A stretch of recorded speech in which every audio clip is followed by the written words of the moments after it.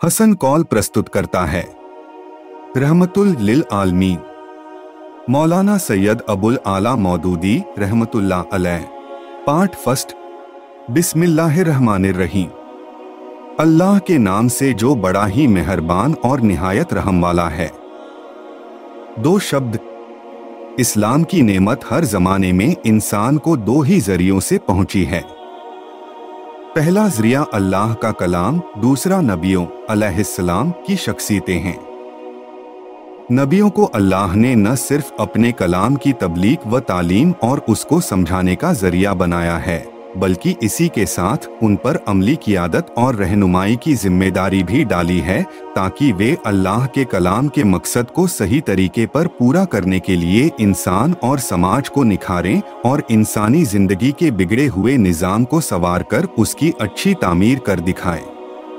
ये दोनों चीज़ें हमेशा से एक दूसरे से ऐसी लाजिम और ज़रूरी रही हैं कि उनमें से किसी को किसी से अलग करके न इंसान को कभी दीन की सही समझ नसीब हो सकी और न वह हिदायत से कोई फ़ायदा उठा सका। किताब को नबी से अलग कर दीजिए तो वह एक कश्ती है जिसे बिना मल्लाह के अनाड़ी मुसाफिर लेकर जिंदगी के समुद्र में चाहे कितना ही भटकते फिरें, लेकिन अपनी मंजिल पर कभी नहीं पहुंच सकते। और इसी तरह नबी को किताब से अलग कर दीजिए तो खुदा का रास्ता पाने के बजाय आदमी मल्लाह ही को खुदा बना बैठने से कभी नहीं बच सकता। ये दोनों ही नतीजे पिछली कौमें देख चुकी हैं।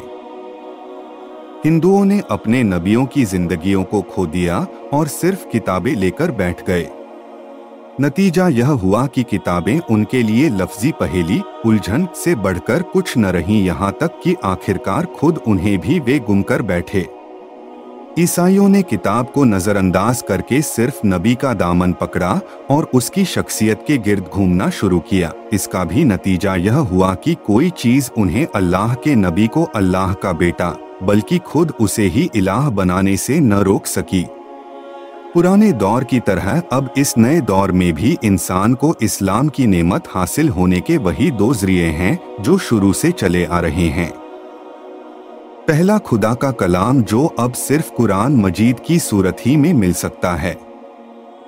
दूसरा नबी का नमूना जीवन चरित्र जो अब सिर्फ हजरत मोहम्मद सल्लल्लाहु अलैहि वसल्लम की सीरत पाक ही में महफूज है। हमेशा की तरह आज भी इस्लाम की सही जानकारी और समझ इंसान को अगर हासिल हो सकती है तो उसकी शक्ल यह है कि वह कुरान को मोहम्मद सल्लल्लाहु अलैहि वसल्लम से और मोहम्मद सल्लल्लाहु अलैहि वसल्लम को कुरान से समझे। इन दोनों को एक दूसरे की मदद से जिसने समझ लिया उसने इस्लाम को समझ लिया, वरना मजहब की समझ से भी महरूम रहा और आखिरकार हिदायत से भी। फिर कुरान और मोहम्मद सल्लल्लाहु अलैहि वसल्लम दोनों चूंकि एक मिशन रखते हैं, दोनों एक मकसद और इरादे को लिए हुए आए हैं, इसलिए उनको समझने का दारोमदार इस पर है कि हम उनके मिशन और मकसद व इरादे को किस हद तक समझते हैं।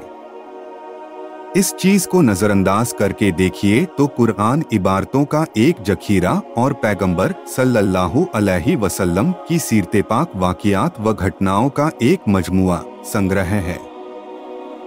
आप लुगत, शब्दकोश और रिवायतों और इल्मी तहकीक व खोज की मदद से तफसीरों के ढेर लगा सकते हैं और तारीखी तहकीक खोजों का कमाल दिखाकर अल्लाह के रसूल सल्लल्लाहु अलैहि वसल्लम की ज़ात और आपके अहद दौर के मुताल्लिक सबसे सही और सबसे वसीह मालूमात के ढेर लगा सकते हैं, मगर दीन धर्म की रूह तक नहीं पहुंच सकते, क्योंकि वह इबारत और वाक़ियात से नहीं बल्कि इस मकसद से जुड़ा है जिसके लिए कुरान उतारा गया और मोहम्मद सल्लल्लाहु अलैहि वसल्लम को जिसकी अलंबरदारी के लिए खड़ा किया गया।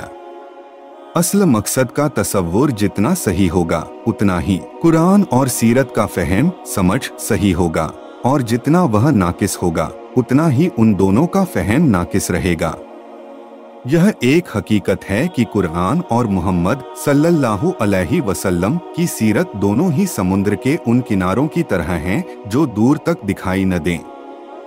कोई इंसान यह चाहे कि उनके तमाम मानी और फायदे व बरकतों का इहाता करे तो इसमें कभी कामयाब नहीं हो सकता।